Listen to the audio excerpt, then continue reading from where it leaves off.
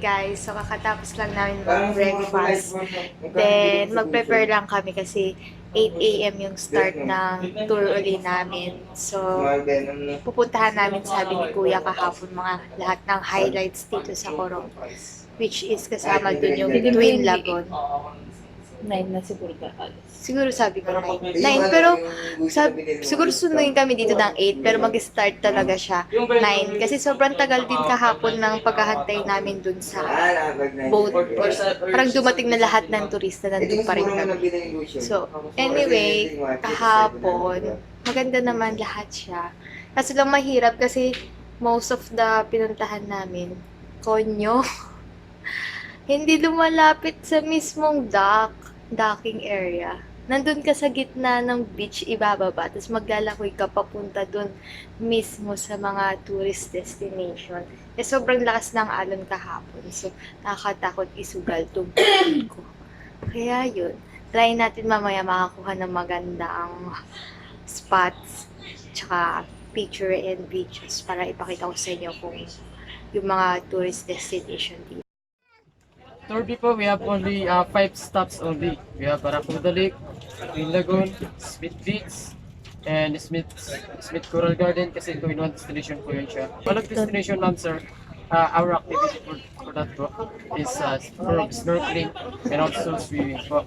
First stop po, Barracuda Lake po. So, we have 15 minutes from here. So, second stop po natin, Lagoon. So, for me, as a guide po, one of the most beautiful rock missions is Lagoon. Because from the entrance, going to the first lagoon, and second lagoon. So, first lagoon po, yun po yung docking area niya. Docking area ng lagoon po. And then, the second lagoon yung swimming area. So, it's perfect for kayaking po. You're gonna ride from the entrance, going to the first and second lagoon. So, Smith Beach. Maliit na beach na po siya. And then, lunch na po tayo. After lunch, sa corals po tayo. So,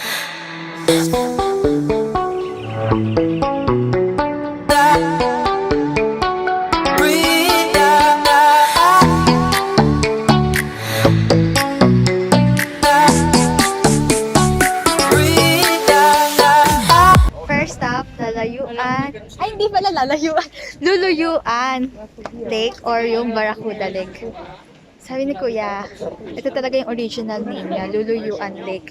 Pero since yung mga divers nakadiscover ng Barracuda fish, kaya pinalitan nila yung name into Barracuda Lake. So, let's go inside. Tingnan natin kung ano meron.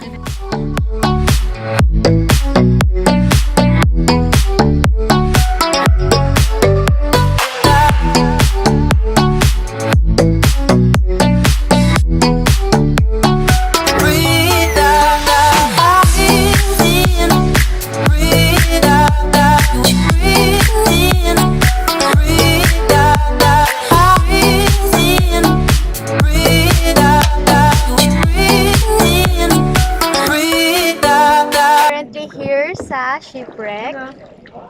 Pero ngayon, nagkakayak lang kami. Then, hindi nila mahanap yung shipwreck sa ilalim. Ang ingay nyo naman! So, kayak lang. Relax.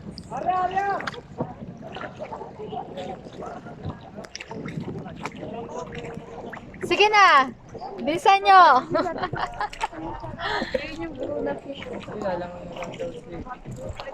Sinong lalangoy na?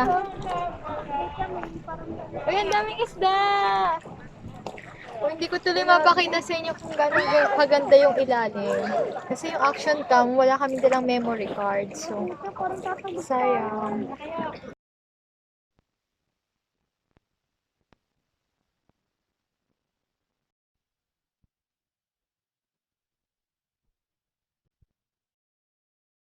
Hey guys, so we're going out now to eat dinner. Then, wait lang po na. Then, kakain kami dun sa Kawanayan Grill. 5 minutes walk from our hotel. Tapos, after nun, mag-dessert kami dun sa gelatos. So, let's go. Let's see kung ano yung makakain natin doon and kung masarap talaga siya.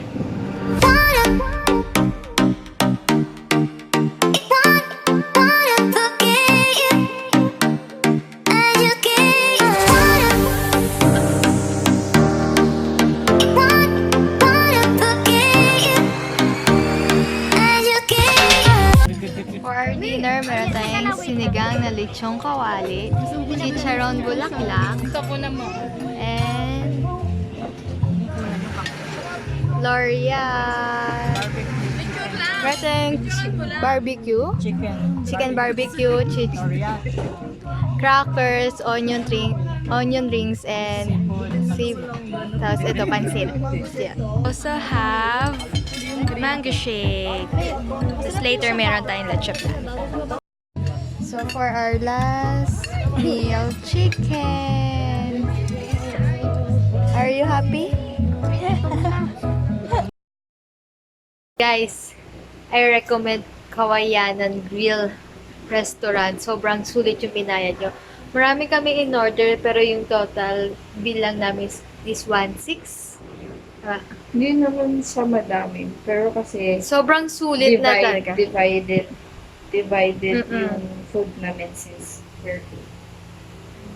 Tsaka, yung serving nila is good for Sabi nila is good for 2. Pero para sa amin, good for 4. good for 2 to 4. 2 to 4. After nito, pababa lang kami ng kinain. Then, try namin talaga yung gelato. Hindi talaga ako uwi nang hindi ko na-try yung gelato.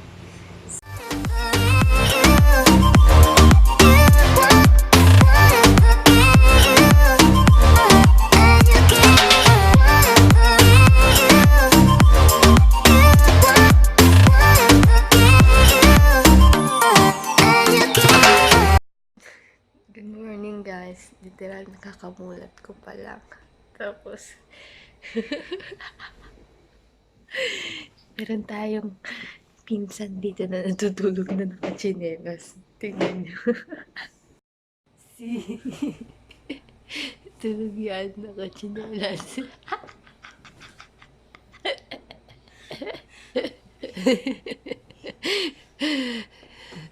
Hangalain mo yun. Aalis na siya.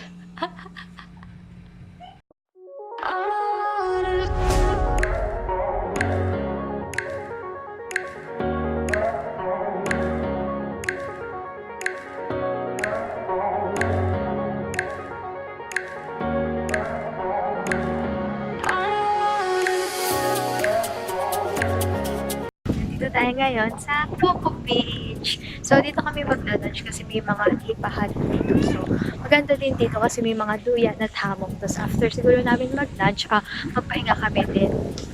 Yun, picture-picture and may volleyball area dito. So, picnic area. So, yun. After nito, punta kami sa next stop namin. So, kain na kami dito. Yung afternoon. Guys, may sunburn na ako dito. Sobrang sakit na niya. Hindi kaya ng lotion yung init. Pero sobrang ganda dito. Sobrang chill lang siya. Hey guys, so kakain na kami. So ngayon, meron tayong liempo. Ano to? Anong isda to? Wilties. Crabs and chop suey.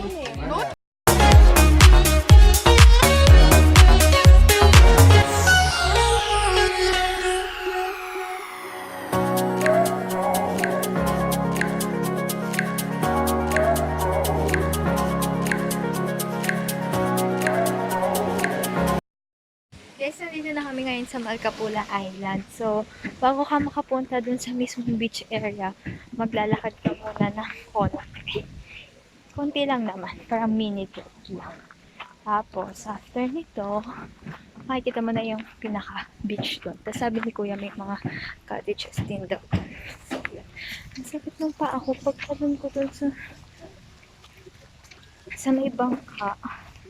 Parang meron akong sea creatures atang natapakan. Tapos sobrang hapdi.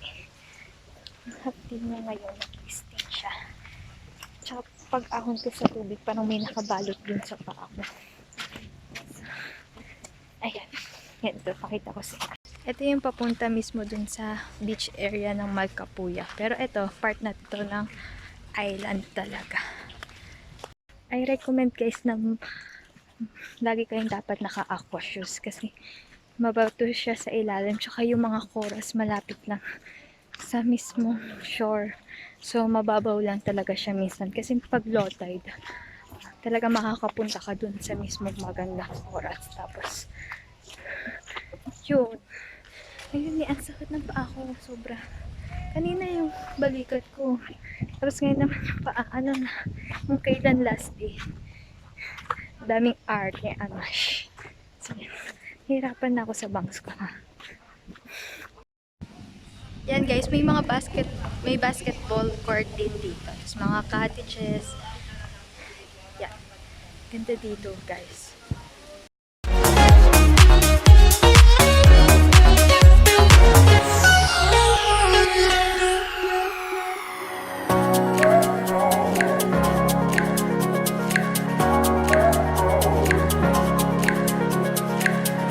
Guys, ayan oh, namumula siya tapos parang may butlig-butlig na siya doon.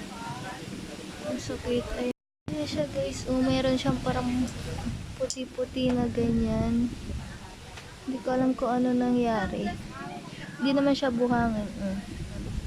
Tsaka mahapdi siya. As in, sakit. Kung kailan huli na. Ayan. Sabi ni kuya, lagyan ko daw ng suka. Mahapdi siya guys. Ayan, namula na siya. Tapos, kita niyo ba? May parang puti-puti siyang ganyan eh. Sakit. Una, gawan niyo muna. Pinahiran muna nila kanina ng yellow. Tapos after ng yellow, nilagyan nila ng suka. Ayan. Sabi ni kuya, para daw siyang yung honeymoon, yung bahay ni Nemo. Tapos natapakan ko, bigla daw akong ginano.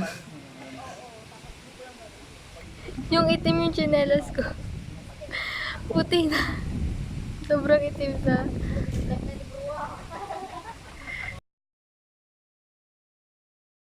So yun guys. End ko na yung vlog ko ngayon kasi